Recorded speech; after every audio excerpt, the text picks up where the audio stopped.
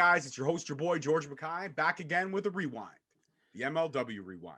And with me, second oldest man on the planet, Mr. 1400 views, Mr. Straight Edge, Mr.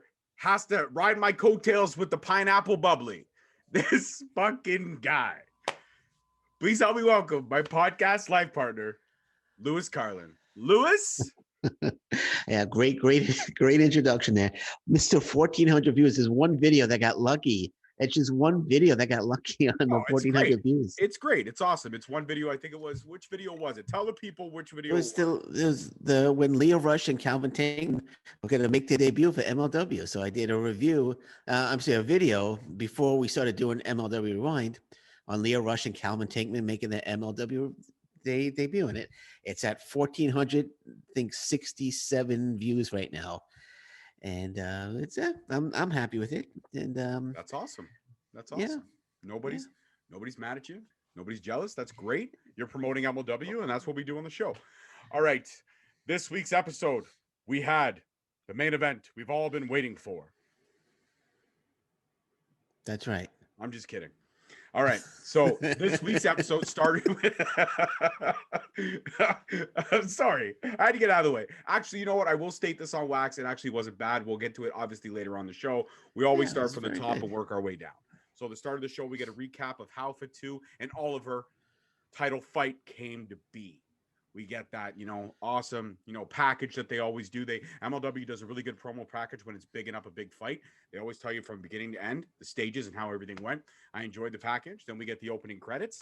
And right away, boom, the first thing we're going to hear from, or first thing we know we're going to hear later on the show is the fallout from Filthy Island. We're going to hear from Tom Lawler. And we also know security's been tripled due to the Los Parks and Contra unit tag team title match, plus the main event. We know that Calvin Tankman is going to verse the Laredo Kid. And the first match of the night was actually the tag team championship match. So this was Davari and Simon Gotch versus Los Parks. And Los Parks came out with Salina De La Renta. And I actually wrote this in my notes. I'll screenshot it to you after. Came out with Salina De La Renta looking fine as wine in the summertime. She looked great in that white dress. She looked fucking drop dead gorgeous. Yeah, she looked pretty good. And she came out with El Jefe's associate. I don't know who this El Jefe is. We don't know who El Jefe is yet. We're hoping we'll find out soon. But this was the beginning stages of what you and I had touched on. I want to say 4 or 5 episodes back at least. This was the faction of Promocios Dorado, now Azteca Underground, and Contra coming together. This was that explosion that we knew was going to happen, because when you have 2 big-time factions in one facility, they're eventually going to crash. They have to. It's just the cards. It's the way wrestling is written. So this was that first taste of that, as we had Los Parks putting their titles up against the Contra unit. I like the kind of psychology in the beginning of the match, the back and forth. There was, I'm stronger than you. You're stronger than me. Let's ring the bell. Ref tried to establish, authority early. Really did try. But it really fell on deaf ears, in my opinion. The beginning stages, we had Davari and Hijo del if I'm saying it right, Hijo de LA Park, I guess. The younger LA Park, the more fit LA Park. Him and Davari going back and forth with the submissions and the counters. And every time Gotch got in the ring, did you notice this happened like 3 times? Every time Gotch got in the ring to break up a submission, LA Park got in the ring and threw Gotch out the same side of the ring like 3 or 4 times in a row. I was like, is anything else going to happen here? And it did. Finally, we got a suicide dive, and there was some stuff outside. And then no team really establishing dominance early, in my opinion. But one thing was cool. They tried to get that third member of Los Parks in, and the ref finally caught it, stopped it, and he kiboshed it completely, which was pretty cool. But at the same time that was going on, there was a double team from Contra unit on the younger LA Park. And who shows up? Justice. They grab both feet of both Contra members. We get a double bulldog. And Hijo de La Rey starts looking at things, starts getting things into control. And then to end the match, we had a spear from LA Park on Davari for the 1, the 2, and the 3. Los Parks retains due to the interference from Justice. We'll get into the next part of the show after. But what did you think of this match? I mean, I thought as an opener, it would be a little bit better. I didn't like I said, the exact same situations happening. Gotch would come in the ring, break up a submission. LA Park would throw him out of the ring. do nothing. Gotch would walk around the ring, yada, yada, yada. So, I mean, this match was okay. It wasn't great. For the first buildup between Contra and Promociones Dorado or Azteca Underground, I thought it would have been better because this has kind of been building for a little bit. But it was okay. It wasn't the greatest match on the card for the night, for sure, but it was all right. What were your thoughts? Yeah, it was a good match. It was a good match. You get the feeling, you get two heel tag teams. You kind of get the feeling that we're in for an uncontrollable brawl between both teams, and we didn't really get that uncontrollable brawl. When they first came in, they were trying to get at each other, like, "Oh, this is going to be a huge brawl between both teams," but we didn't quite get that. And I love I wrote down um, when Hijo de la Park, I can't pronounce the name either. The thinner one, when he bent over backwards on Davari and he did the bridge for that submission hold. That was pretty cool. I don't recall ever seeing that before. I thought that was pretty cool. Yeah. And you mentioned the double dive to the outside. But it was a good opener. I like Injustice getting involved. We get to see Jordan Oliver prior to his match with Fatu. The heavyweight, baby, the heavyweight. Yeah, that's right. That's right. They're showing that there's still going to be thorns in the sides of Contra. So yeah, it was a good opener. Like you said, it wasn't great, but it was a good opener. All right, then we had a Von Erichs promo on Tom Lawler and Filthy Island. That was weird. It was a weird promo. It didn't make any sense. Hammerstone or I can't remember who. Somebody was going to face a Hammerhead Shark, and one of the Von Erichs has beaten a Hammerhead Shark, and there was just there was way too much effort to just say Tom Lawler sucks and we hate him, and next time we see him, we're going to beat him. Like, they could have just said that. What's this about Wrestle Island? Are they making fun of Filthy Island, or is this going to be a real thing? I hope it isn't, because Filthy Island just needs to stay in all its glory. Yeah, and nobody can touch Filthy Island. Wrestle Island would be stupid because when he said Tom Lawler in the main event's going to face Hammerhead, I thought he meant Hammerstone. He said Hammerhead Shark. But an actual Hammerhead Shark, and I think it was Marshall or Ross. I can never tell which one. Who's the blonde one? Is Marshall the blonde one? I think Marshall is. I think that's Ross. If I'm not mistaken. I think Ross. Okay, well, the taller one who always wears the cowboy hat, he said that he's apparently beaten a Hammerhead Shark multiple times. Okay, he said he slapped the claw hold on the Hammerhead Shark. Whatever. Okay, great, really, really weird promo there by the Von Erichs. And one of the worst promos they've ever done, man. I mean, I don't know. The one with their dad was pretty bad as well. But I'll probably agree with you that they've definitely, their promo skills need work, and this is why maybe they need to bring in Jim Cornette.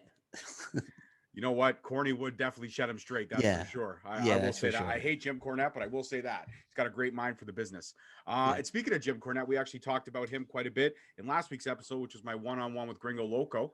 We did not do a rewind last week, so that one is still available both on my page and Lewis's page. So check that one out. It's an awesome interview with somebody who I consider to be one of the coolest dudes to watch in wrestling today, period.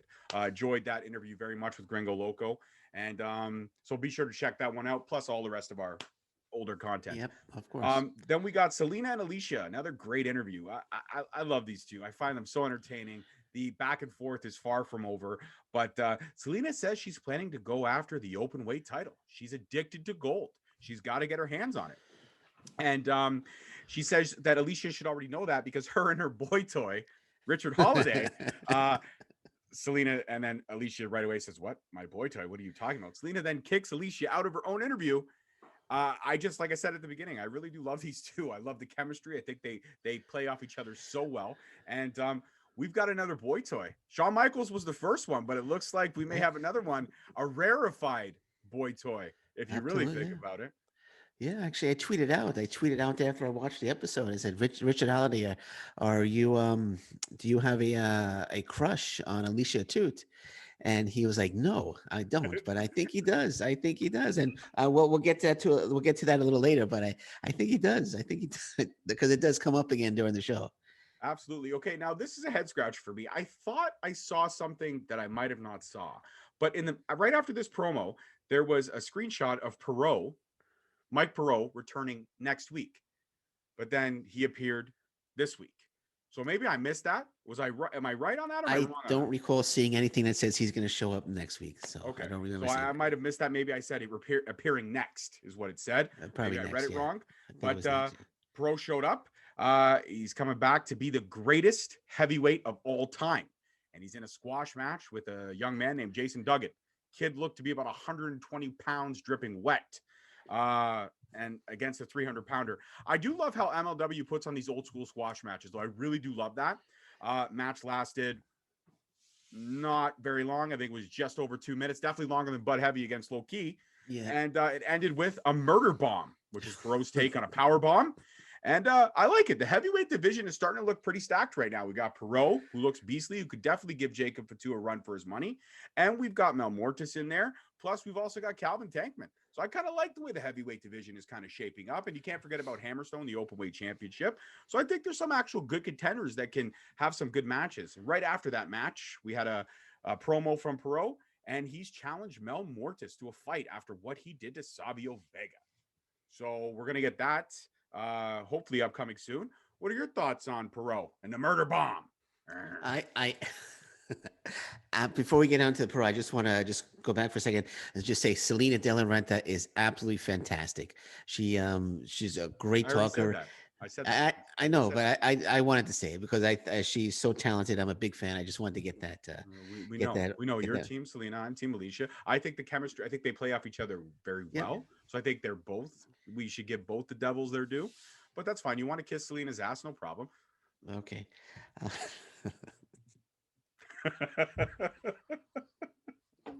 I'm just saying.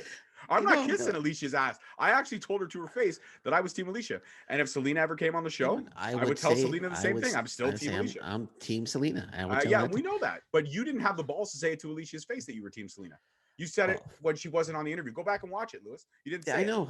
But I, being me, Mr. I punked out. Yeah, you punked out like a little bitch. I will say to Selena, if she ever comes on the show, we're definitely not going to pay her rate. But if she ever comes on the show and gives us her time voluntarily, I will tell her I'm Team Alicia. And I always that's right. If she ever comes on the show for free, we'll let her know our feelings. Absolutely. She gives us time like everybody else has given us time, no problem. Yeah. But okay, so I don't mean to get off Perot. Perot, actually, I'm a big fan of Perot. I was a big fan of him in when he was with All Japan Pro Wrestling with Addison. They were a great tag team. But he says he wants to be the greatest heavyweight of all time. Don't know if he'll be the greatest heavyweight of all time, but he could try. But I love his the name Murder Bomb. It's just murder. He's like, I'm gonna hit you with a murder bomb.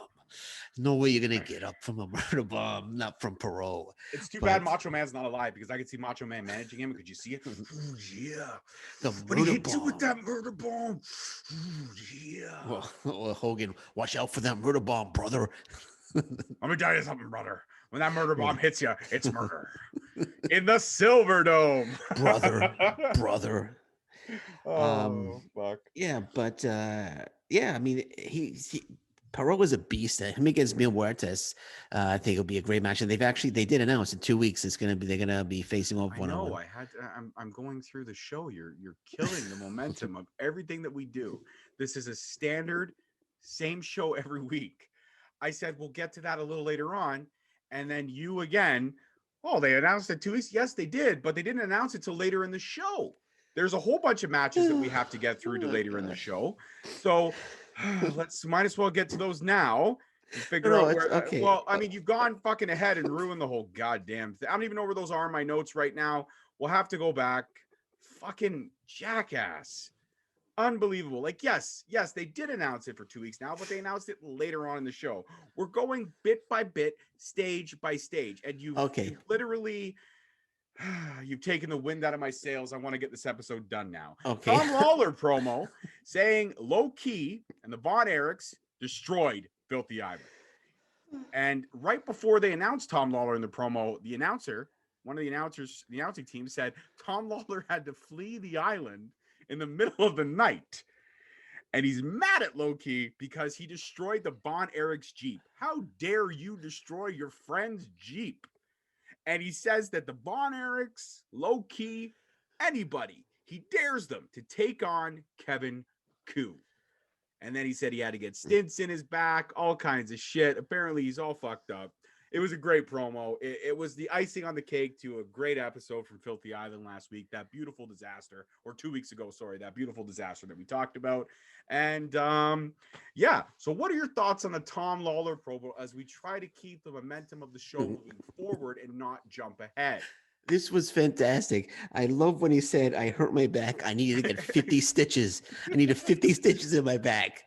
And he said, and he's like, I challenge ACH and the Von Erichs to step up and face Kevin Koo. Kevin Koo. Yes, not. It's just like when he gave Garrini the lube and said, "This is not for you; it's for him." It's like Kevin Koo, face Kevin Koo. But that was he's fantastic. I love Tom Law. There's, you compare the Von Erich promo to this one, and it's just night and day. Yeah. This was fantastic. Love Tom Lawler. It was a great promo, and again, I think the Alicia and Salina promo after the Von Erichs promo definitely kept the momentum of the episode going. You almost instantly forgot about that god-awful promo from the Von Erichs. All right, then we get another recap on TJP and Boku Dao. TJP with that great one-liner. Of course, he looks up to me. 4'11". They definitely had to retell that one-liner, which was great. And then we get a promo from Boku Dao himself. Says he was bullied. Not going to take it. He challenges TJP to a match, which we'll find out later on in the show. That's for you. Okay. And then we get another Azteca Underground recruitment ad pops up. Well, can I talk about this promo for a second before we jump ahead? Sure. Is that okay? Absolutely. I didn't want to really touch on it. I just want to move on from it. But okay, I know exactly what you're going to say. But yeah, sure, go ahead. No, let's hear. What am I going to say? What am I going to say? Nobody's invested. I'm not invested. Yeah, no, I don't much care about Boku Dao, and if he's gonna beat, this is that age-old story that we talked about. TJP's gonna try to right the wrongs and teach the kid a little something and give him a hard life lesson, like a receipt almost. They don't give receipts anymore in wrestling, but back in the day they used to give receipts, and this is now Boku Dao's receipt, in my honest opinion. TJP's frustrated. We get that. Boku Dao feels like he was bullied. I'm not invested in this storyline. I just want it to end. And that's my honest opinion. But go ahead. Floor is yours. No, you actually said exactly what I was going to say, man. But I think this whole thing is going to end. The match is over. TJP is going to lift them up and say, "I did this for you. I did this to make you a better man." They're going to shake hands. They're going to hug, and Dao's probably going to cry like a little baby, and all will be good between the both of them. And or the flip side, and the flip side is that TJP puts up, raises his hand, say, "I did this for you. I did this for you," and then like clotheslines him or bitch smacks him, or maybe Dao turns heel. There is a couple different ways it could work. That could work. In the end, are we really invested? I am not, and I will state that. I love TJP, but I don't like Boku Dao, and I don't really much care for the story. And I'm with you on that. I don't really care for it either. All right. So moving on then, Azteca Underground recruitment ad pops up. Again, this is the second or third time I've seen it. Go to the website, check it out. Join. It's endless. The possibilities are endless if you join. I'm not just talking to you. I'm talking to everybody. Go and join. I want to find out who El Jefe is. So maybe if they get enough recruitment, we'll finally find out who the fuck El Jefe is. So, and then we get an Oliver promo about his world title match. Reed still stating, he's with Reed. He's still stating he's a heavyweight. He's not that boy he was. No. But I did appreciate that Oliver said that Fatu was going to fuck him up and beat his ass. But he will outlast Fatu, and he will become the new MLW champion. I appreciated the honesty. I really did. Fatu, I know you're going to fuck me up and beat my ass, but I'm going to outlast you. Okay. No, you won't. The floor is now yours, Lewis. Go ahead. It was an okay promo. He likes to curse, I guess, Oliver. He does a lot of cursing. I know last week, he said, "I want that fucking title." A couple weeks ago, he said, this week, he's like, "I know you're going to fuck me up." For two. Well, I do like the fact that MLW doesn't bleep out the swearing. I appreciate that. It's a YouTube show, and you're allowed to do that. So I think it kind of gives the wrestlers a little bit more creative control in their promos. They don't have to watch their P's and Q's. It's almost like every promo, we could have a pipe bomb. But compare this promo to the Von Erichs promo. Which one was promo of the night? If those were the only two promos, which one wins? Definitely the Von Erichs. No, I'm kidding. Are you It's of fucking course okay? Oliver. Of course Whew. Oliver. For a Of course second, I was Oliver. about to just end the meeting. We're not even going to release this episode. All right, the next match on the card is Calvin Tankman versus Laredo Kid. Heavyweight versus cruiserweight, middleweight, whatever you want to say. One part of this match I absolutely jumped up from my couch was the shoulder takedown Oh my from God. Tankman. He sent Laredo Kid across the ring. And a little more subtle with the attitude. You don't want to get too high on your own supply, but like it was almost like when, I don't know if you watch Dragon Ball Z at all, but when somebody turns Super Saiyan and that beam comes out, it literally looked like a beam of light came out of Tankman's shoulder, and he shot this dude across the ring. more subtle with the attitude. You don't want to get too high on your own supply, but Listen, if there's anybody that watches our show that doesn't watch MLW, they just watch our show to catch up on what's going on, that's great. We love and appreciate you. But please, go to about the 22-minute mark of the show and just watch this shoulder tackle. It was fucking incredible. It was absolutely great. Tankman was handling the match for a bit. He definitely handled it for majority of it after that point. But Laredo Kid continuing to fight, continue to kick out, continuing to show the grind. I love the back and forth that was happening in the middle of that match. But then we had that spinning back fist into the pinning power bomb, another kick out by Laredo Kid, a few more counters until we get the Tankman driver, and it's all over. It's game over. Whenever he hits that driver, there's no getting up. That driver is like literally the most protected move right now, next to Jacob Fatu's moonsault in MLW. Your thoughts? Was it me, or did it look like Laredo Kid wasn't really into the match in the beginning? Did you notice that as well, or?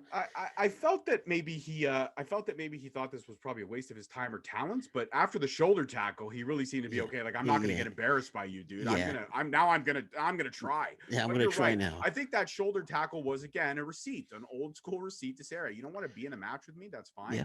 But I'm gonna hurt you.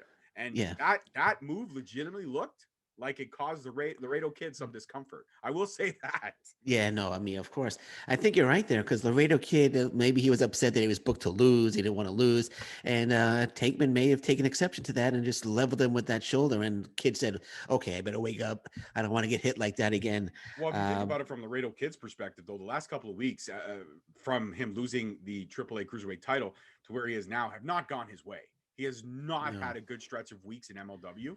He's literally lost every match that he's been on the last couple of weeks, from losing to Leo Rush, losing the title, to now losing to Calvin Tankman. Now, mind you, he did put up a fight once he got his receipt, but he did not look like he wanted to be there in that match at all. And I think that's an insult to Calvin Tankman, because Tankman's a great talent. And I think Laredo Kid should have put a little bit more into it until he got his bell rung, and then was like, okay, now I got to try a little bit. I got to at least give myself a redeeming quality. But Tankman deserved that win, and decisively so. Yeah, I mean, Laredo Kid was booked to be his toughest opponent, and it didn't look like it was going to be that way until he got hit with that shoulder tackle. And then, Laredo Kid got a lot of offense in, and it turned out to be a decent, actually, I would say a solid match between the two. And Tankman going over on Laredo Kid is great, but we had Tankman against Laredo Kid, Tankman against Zenshi. It's time we see Tankman against somebody his size, see what he could do against somebody his size. And there was a promo. He cut a promo after that. And why don't you let us know who he cut the promo on? Since I mentioned it'd be good to see Tankman take on somebody his size. Tankman cuts a promo, and he dedicates it to win to his daughter and the fans. Says they've been loyal, and he appreciates that. And he's gunning for someone. He's actually gunning for someone with a championship around their waist. Shocker. He's gunning for Jacob Fatu, and he wants him. And I'm intrigued. I think this is great. But again, just to reiterate, this is somebody jumping the line on the openweight champion. The openweight champion, Alex Hammerstone, has the belt. Still has yet to get a title shot. And we'll get on to a little bit later on the show what he's going to be doing.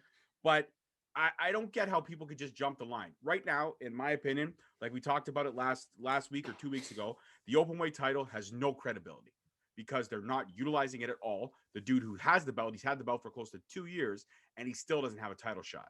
I'm sorry. You cannot say the number one contender holds the openweight title, because obviously he doesn't, because everyone else can jump the line. ACH, now Calvin Tankman. I mean, shit, I could go there and say, fuck Bud Heavy. You say I want a title shot and get one before Alex Hammerstone at this point. Shout out to Bud Heavy. We love the guy. That's why we keep bringing him up. We're promoting Bud Heavy because we want to see more of him. But come on, man.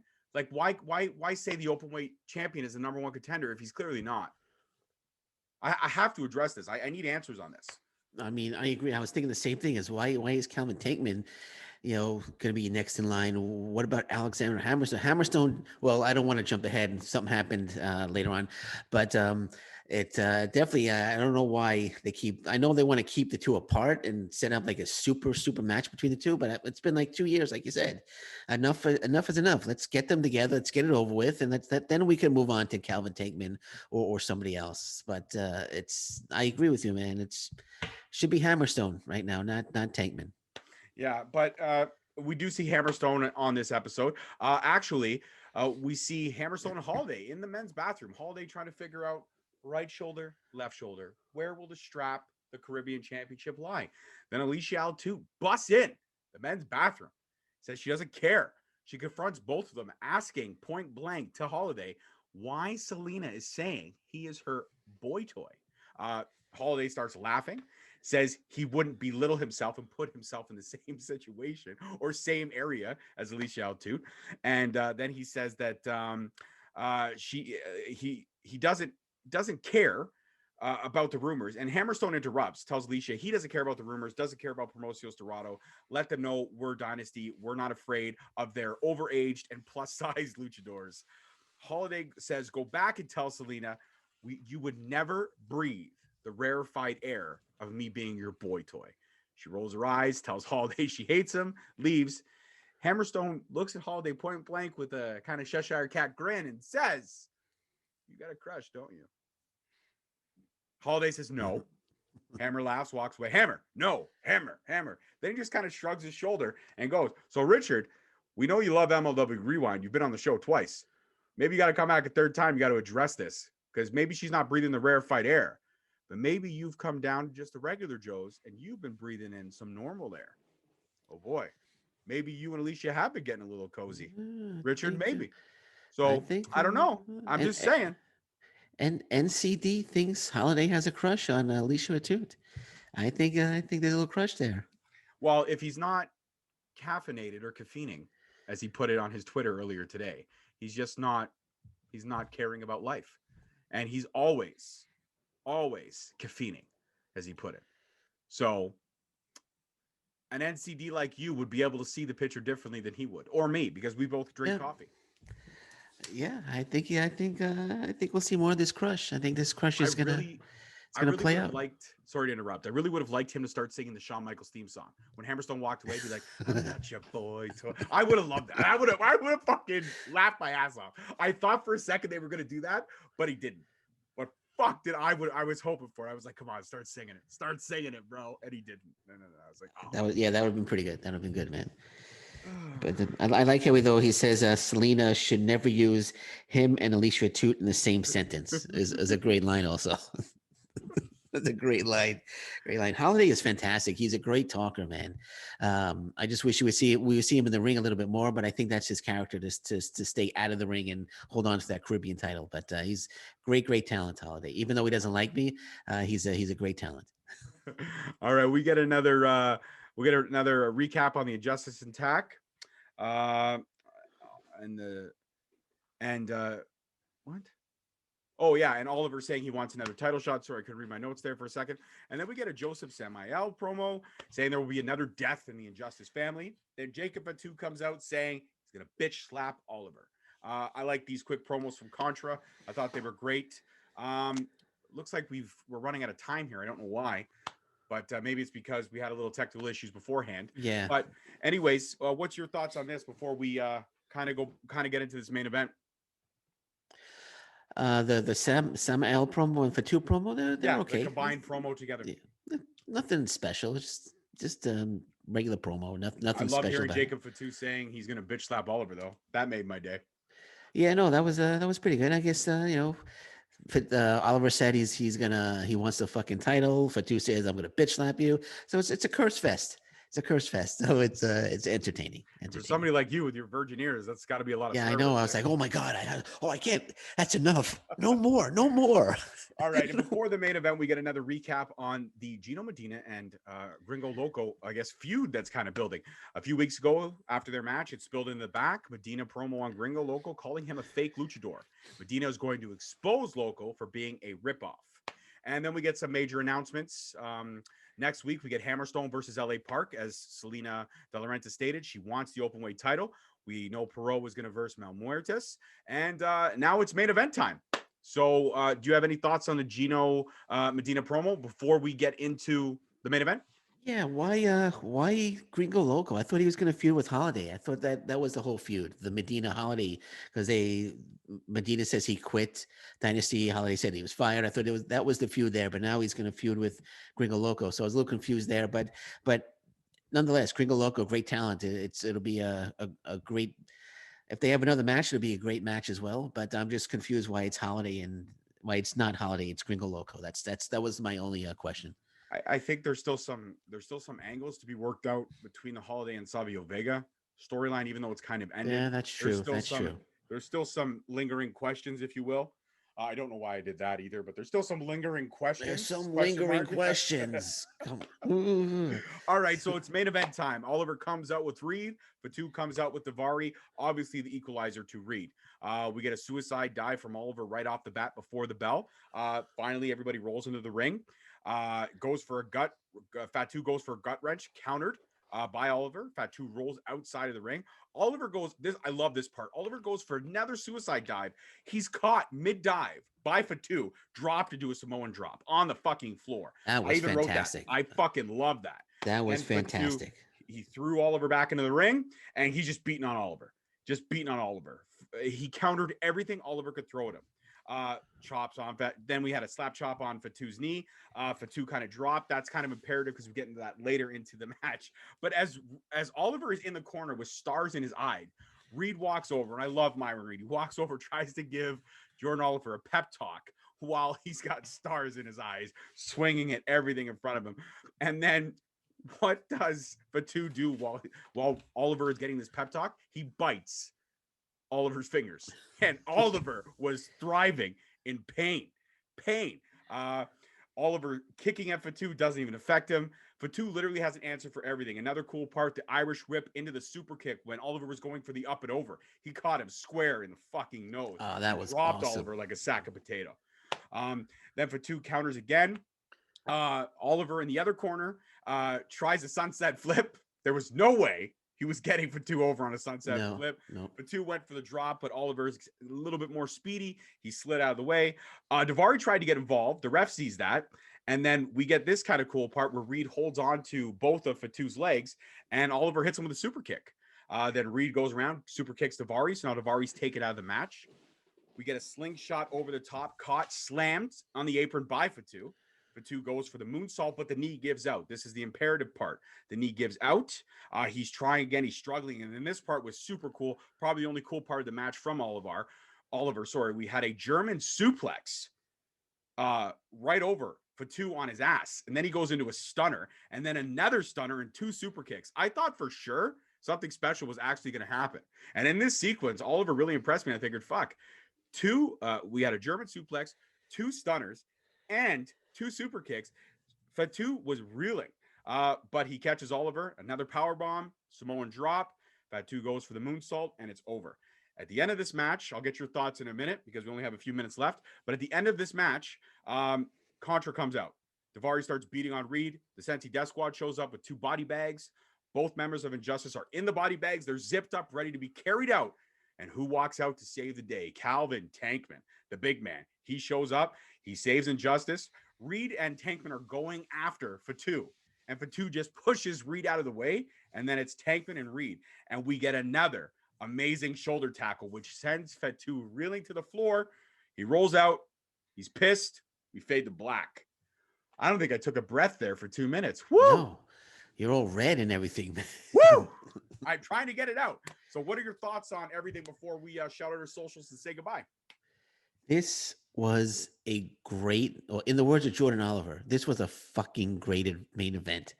This was fantastic. I know we talked about how Fatu was it's going to be a squash match, but Oliver impressed the hell out of me, man. I mean, as the match progressed, I became an Oliver fan. I was rooting for Oliver to win, and there was a few points where I thought he was going to pull it out, but no, I was rooting for Oliver. I was rooting for Oliver in this one.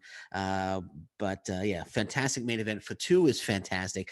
Probably the best heavyweight champion of any promotion right now, in my opinion. Just so damn talented, and I'm so glad that they got him for a long term. I think for another 2-3 years he's going to be in MLW. So I would never take the belt off him. I would just leave it on him as long as he's in the company. I would leave that belt on him, and just fantastic. I absolutely love the main event, and I know we're running out of time here. 2:55. So I want to say the contra-attacking Injustice was great. Tankman coming out. That was a great little brawl there between everybody. Just one question is Tankman now the third member of Injustice? That's remains to be seen.